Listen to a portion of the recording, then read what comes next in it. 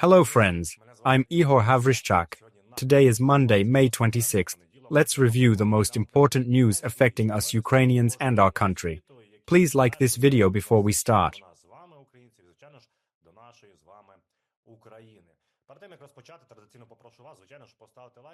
Let us know where you are watching us from.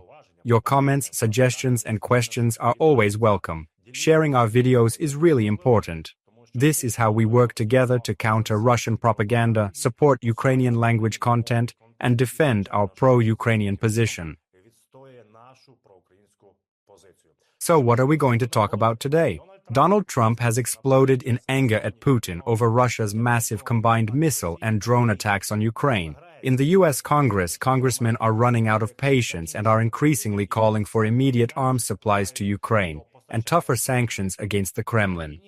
Meanwhile, according to the aggressor country's own Ministry of Defense, the helicopter carrying Putin was caught in the middle of a Ukrainian drone attack. And let's start, of course, by thanking our armed forces. Last night, they attacked important military targets in the Russian Federation.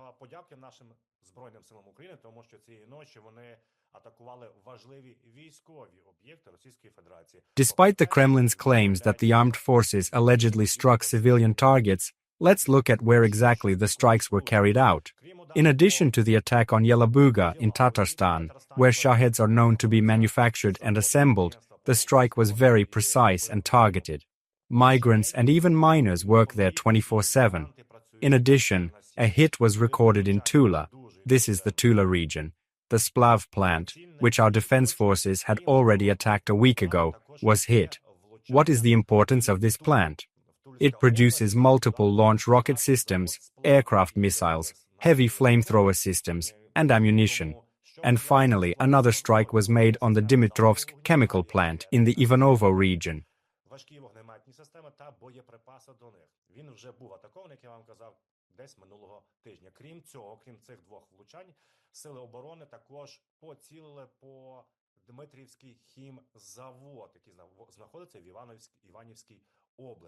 Moscow Mayor Sobyanin has again reported on the alleged downing of UAVs flying in the direction of the Russian capital.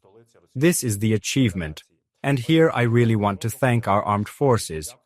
Unfortunately, for the third night in a row, the enemy has been ruthlessly attacking the territory of Ukraine. This time, Russia set an anti-record for the number of drones launched, 355 UAVs. This is the largest number since the beginning of the full-scale invasion. And of course, let's remember Donald Trump's reaction across the ocean to these horrific missile and drone attacks on Ukraine, which unfortunately take the lives of our children.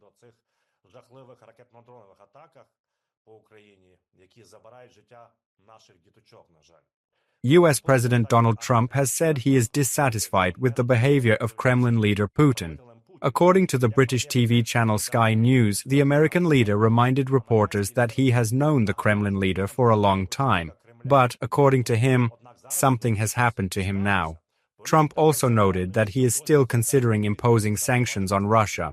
Here is his direct quote: "I don't know what the hell happened to Putin. I've known him for a long time.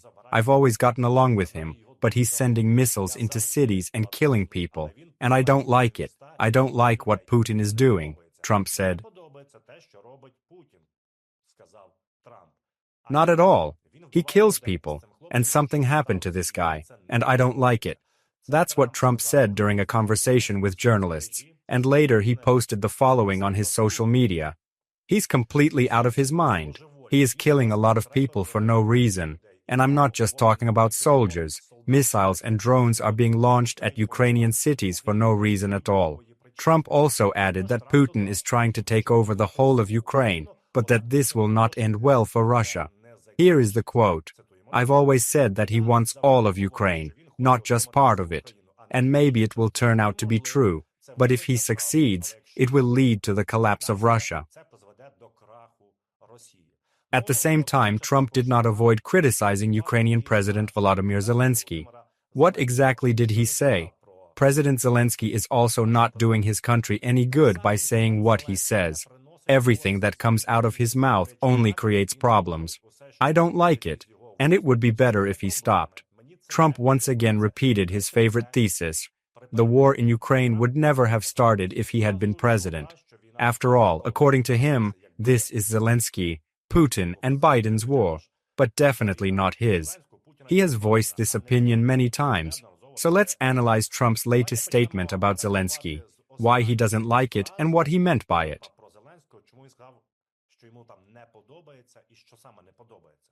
Before the terrible missile attack 2 nights ago, Volodymyr Zelenskyy said in his evening address, "Each Russian strike is a reason for new sanctions. Russia drags out this war and kills every day. The world may take vacations, but the war doesn't stop." He also said, "America's silence and the silence of others only encourages Putin to kill." This phrase upset Trump and was widely highlighted by foreign and Western media, likely drawing Trump's attention. Мовчання Америки, мовчання інших у світі лише заохочує Путіна вбивати, зазначив український лідер.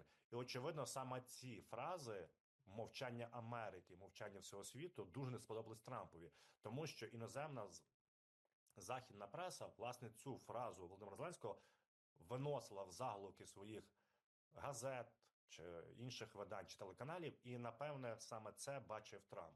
Sorry, Donald Trump, you may not like it, but you really don't react. You just keep quiet. You just make posts on your social media. And most importantly, you should pay attention to how he talks about Putin. What happened to this guy? He's gone crazy, I know him well. In this way, Trump is actually justifying Putin, saying, "He's normal, I know him, but something happened to him." So he decided to strike. Of course, Trump then condemned the missile strikes and mentioned the killing of civilians and children. It's very important that he noticed this, but at the same time he presents Putin as a person who is actually normal. It's just that something happened this weekend. This is absolutely unacceptable rhetoric. Once again, Trump is justifying and excusing Putin. In addition, Trump's special envoy for Ukraine, Keith Kellogg, also responded to Russia's missile attacks on Ukraine. He posted a corresponding entry on his social network X. What did he write? "This is Kyiv. The indiscriminate killing of women and children at night in their homes is a clear violation of the 1977 Geneva Peace Protocols, designed to protect innocents," he said. According to Kellogg, the latest strikes by the Russian Federation only emphasize the need for a ceasefire between the parties. To quote further, "These attacks are disgraceful. Stop the killing. Ceasefire now," Kellogg concluded his post. What is also worth noting here, he condemned the attacks, said that civilians and children were being killed, but did not specify who was doing it. He simply called, "Stop the killing," as if addressing both Ukraine and Russia. We need to speak clearly. This post reminds me of the former U.S. ambassador to Ukraine, Marie Yovanovitch, who later resigned because she said that the Trump administration was putting pressure on the victim, not the aggressor, i.e., putting pressure on Ukraine, not Russia. Kellogg likely feels the pressure but understands Ukraine's position. Still, he avoids naming Russia or Putin, only calling to stop the killing. About the rumor of Putin in Kursk, details are unclear, but now we hear his helicopter was allegedly attacked by Ukrainian drones there. Ви пригадуєте історію про те, що начебто Путін був в Курській області, в самому Курську, зустрічався з кимось, ми з вами про це проговорювали, що не зрозуміло взагалі, де і як він був, закрите приміщення, не видно ні вікон, ні дверей, якісь люди сидять, з якимось він говорить людьми, йому пропонують там атакувати, захопити Сумську область.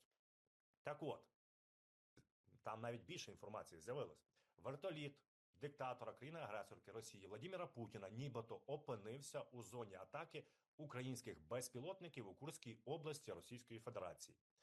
This was stated by the commander of the occupier's air defense division, Yuri Dashkin. In a commentary to journalists of the Russia One TV channel, as well as in a video published on the Telegram channel of RIA Novosti, the state propaganda agency of the Russian Federation, he said that from May 20th to 22, Russia was massively attacked by flying drones. Dashkin said that 1177 drones were allegedly shot down, calling the attack unprecedented. According to him, the intensity of the drone attacks allegedly increased during the flight of Putin's plane. To quote, "In fact, Putin and his helicopter were at the epicenter of repelling the enemy's massive attack with aircraft-type drones." He added that at that time, Russian air defense in the Kursk region allegedly destroyed 46 drones. Власне, перебував Путін і його вертоліт. Він додав, що на той час російське ППО в Курській області нібито знищило 46 безпілотників. They say that not only was Putin in the Kursk region, but that drones allegedly hit his helicopter. Personally, I have very little faith in this, unless it was some kind of double or T of the dictator. We know perfectly well that this dictator is so cowardly that he hides only in bunkers, but he definitely does not plow his swamps. And if we talk not only about Trump's words about crazy Putin, but also about his concrete actions, then Republicans, Democrats, congressmen, they are really losing patience. This is stated both by them and by sources in Western media. Let's take a look at who is speaking out and how, and who is dissatisfied with Trump's policy. After Russia's massive shelling of Ukraine, we should reject the idea of peace talks and move on to decisive action, including arming the Ukrainian army without restriction and imposing maximum sanctions on Moscow. Зокрема, озброїти українську армію без обмежень та запровадити максимальні санкції проти Москви. This was stated by Trump's fellow Republican Don Bacon, who reacted to the information about Russian attacks on Ukraine over the weekend. We quote Bacon, "It's time for honesty. Peace talks have no effect on Putin," he emphasized. According to him, the Kremlin is continuing its aggression to conquer Ukraine and will not stop until it faces strong resistance. Its goal is to dominate Ukraine, and it will not back down until it realizes it cannot win. Bacon called on the United States and its allies to act without compromise. The United States and its allies should arm Ukraine to the teeth, impose maximum sanctions on Russia, and confiscate $300 billion of Russian assets abroad, he emphasized. Ввести максимальні санкції проти Росії, каже Бейкон, та конфіскувати 300 мільярдів доларів російських активів за кордоном. Earlier, the new German Chancellor Friedrich Merkel said that they are considering and looking for legal grounds to confiscate the frozen assets of the Russian Federation. As for Biden, it is worth noting that he is a consistent supporter of Ukraine among all American lawmakers. By the way, there are many such supporters among Republicans. Why am I focusing on Republicans? Because they are Trump's fellow party members. In particular, earlier this year, Biden published an article in the New York Times in which he criticized the Trump administration's overly lenient attitude toward Russia.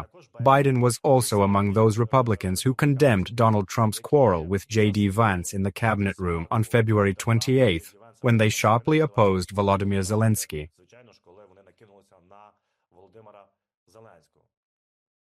He then emphasized that U.S. leader Trump's statements about President Zelenskyy do not reflect the views of the entire U.S. Republican Party. In general, The Telegraph reports that congressmen and senators are running out of patience and may not wait for the green light from the White House. The new bill, which imposes tough sanctions on Russia's allies, has gained broad support in the U.S. Senate from both Republicans and Democrats. According to The Telegraph, some senators have made it clear that they will try to bring the bill to a vote without waiting for President Donald Trump's approval. Let me remind you that on Wednesday, Republican Senator Linsheim and Democrat Richard Blumenthal presented a bill to impose paralyzing sanctions on Russian allies.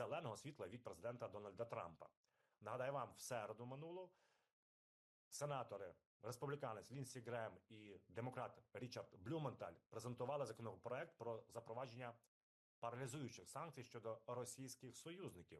The main provision of the bill is the introduction of 500% duties on any goods from countries that buy Russian oil, gas, uranium, and other products. This will primarily affect China, India, and other countries that unceremoniously and cynically purchase energy from the Russian Federation, according to The Telegraph. The bill is supported by 81 senators from both parties, meaning that it has bipartisan support in the U.S. Senate. However, any attempt to impose one's point of view on Donald Trump is likely to be poorly received in the White House.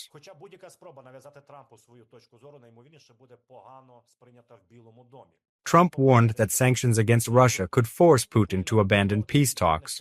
However, some Republican senators expressed skepticism about Trump's talks with the Russian leader and said they would act without waiting for his approval. The next to speak out was Indiana Republican Senator Todd Ian.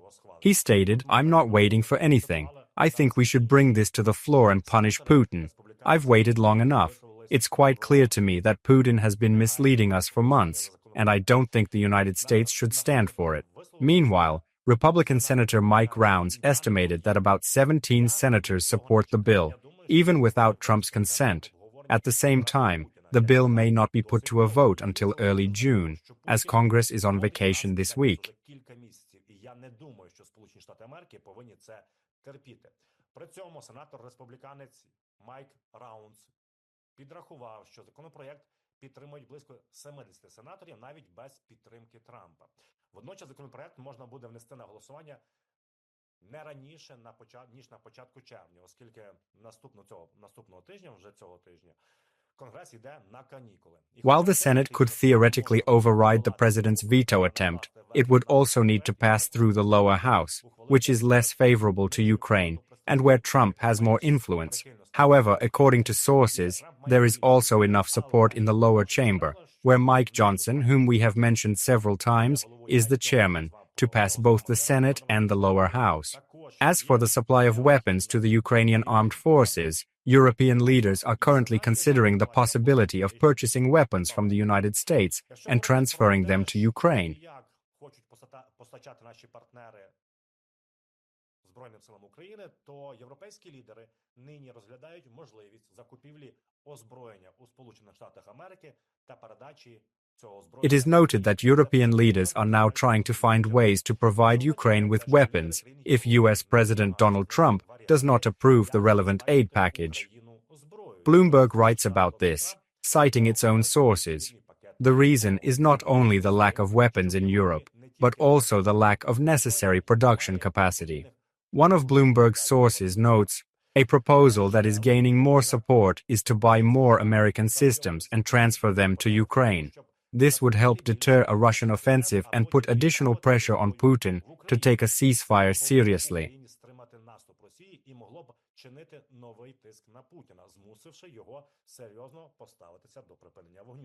It is also reported that such a development will force Trump to choose between two competing options: to support Putin or to generate more revenue for the United States by selling large quantities of weapons.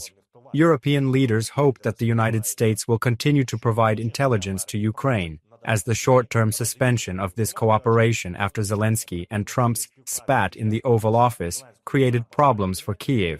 According to Bloomberg sources, the arms sales to Ukraine, approved and funded by former President Joe Biden, may end this summer. Europe will therefore try to provide itself with sufficient weapons to fill the gap. However, experts warn that Putin will try to take advantage of these supply difficulties.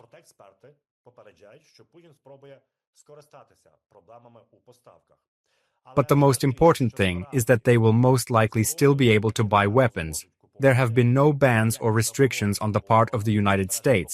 In addition, we are well aware that many Republicans have ties to the U.S. military-industrial complex and will actively lobby for arms sales to Europeans. Their lobby is very powerful.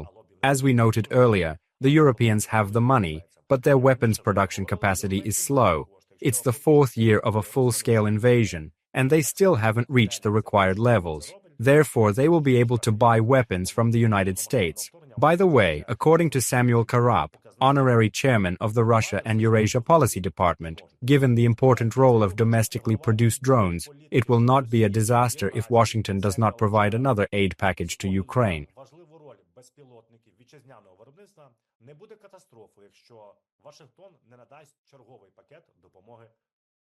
According to him, the minerals agreement signed with Ukraine gives President Volodymyr Zelenskyy the opportunity to ask Congress for additional funding. Interestingly, the assistance to Ukraine is seen as a contribution to a joint investment fund, not as a burden for American taxpayers. Volodymyr Zelenskyy can appeal to Congress and say, "Listen, there is a fund that we have to fill 50-50. Let's give weapons. Give your part." By the way, the documents clearly state that the United States can provide its share in the form of weapons. This would be a very good step. As for real victories in the international arena, in addition to the fact that Republicans, Democrats, and U.S. politicians in general are putting pressure on the White House and on Trump, it is worth remembering that Senator Rubio, according to media reports, hinted at the need to impose sanctions on Trump because there is no progress in the negotiations with Russia.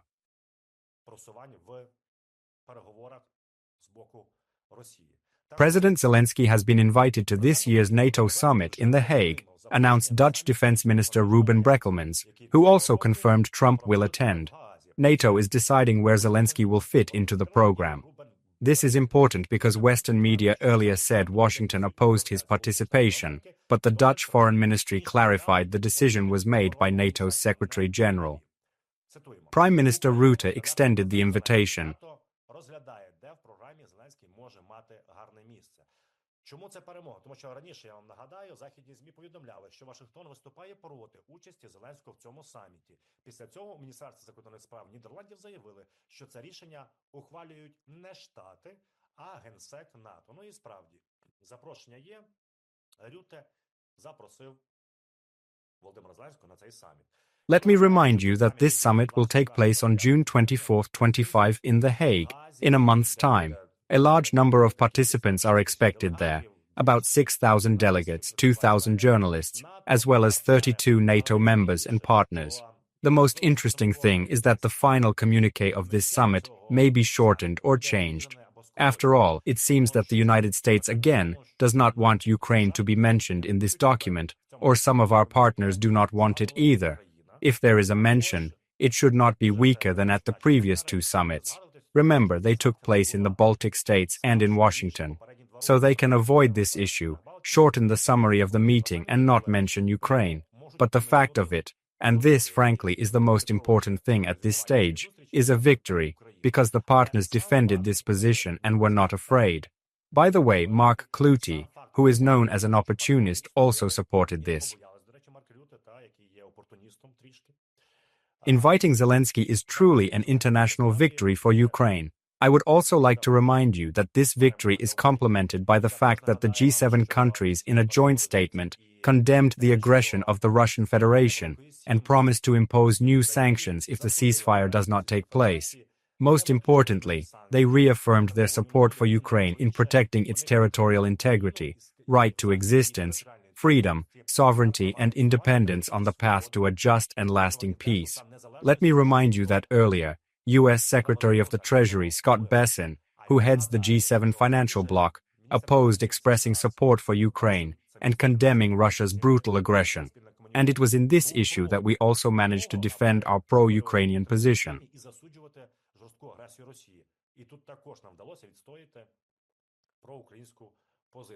Moreover, NATO representatives have already stated that Ukraine is irrevocably moving toward joining the North Atlantic Alliance. We see that we just need to wait out Donald Trump. However, he is now facing unprecedented pressure in the United States itself. The policy of our partners to support Ukraine under our pressure is gradually being implemented, albeit in small steps, but we are moving forward. Donald Trump has postponed his proposal. As you may recall, he announced the introduction of 50% tariffs for the European Union on June 1st. However, after a conversation with European Commission President Ursula von der Leyen, the U.S. President announced that the introduction of a 30% duty would be postponed. The Commission President assured that negotiations would begin quickly.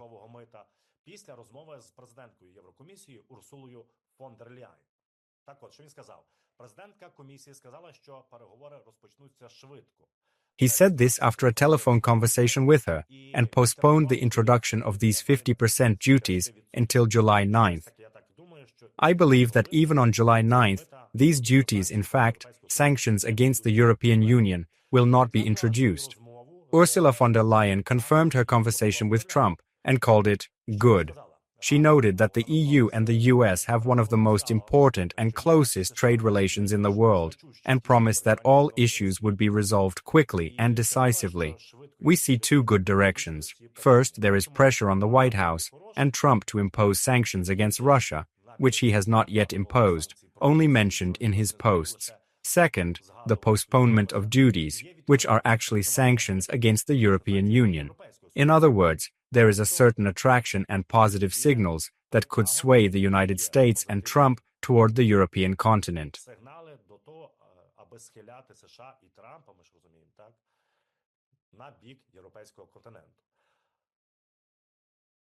China. We have to talk about China because the head of the Foreign Intelligence Service of Ukraine, Ihor Havryshchak, reports that China supplies special chemicals, gunpowder, and products to Russian military plants.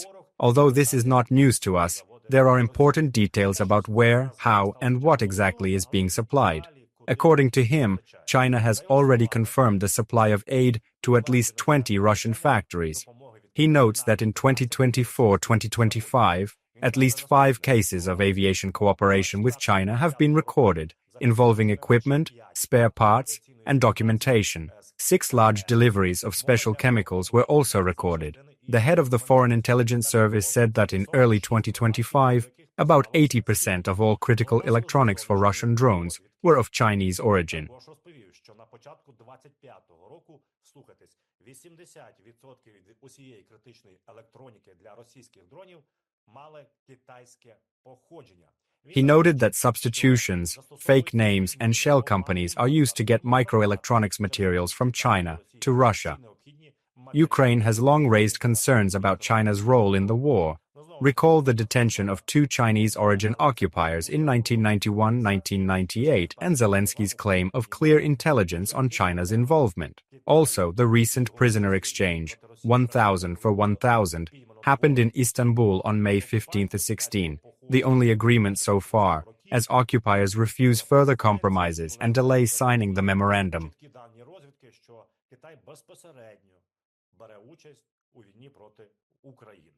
Ну, я хотів би згадати обмін полонених, нагадаю вам, 1000 на 1000 відбувся обмін, це домовленість в Стамбулі 15-16 травня. Як сказав Володимир Зеленський, це єдине, про що вдалося домовитися з окупантами, надалі вони абсолютно не йдуть на якісь компроміси, вони вже більше тижня пишуть цей меморандум.